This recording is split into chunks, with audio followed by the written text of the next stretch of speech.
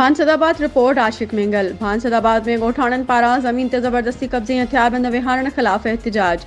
गोठ बंभण के रहवासिन रहमतुल्लाह मेमण, अनवर मेमण, अब्दुल हमीद मेमण की अगवाणी में प्रेस क्लब पहुंची एहतजाज किया। मुज़ाहिरीन मीडिया के दाहिंदे बुधायो तो बासर सरवर मेमण असांजी अबाणी मिल्कियत बासरन सां मिली भगत करे विक्रो करे रहियो आहे। सर्वे नंबर 379 ऐं 380 में असांजी 3 एकड़ 3 घंटा ज़मीन है, जंहिंमें 6 भाइर ऐं 3 भेनरूं हिस्सेदार आहिनि।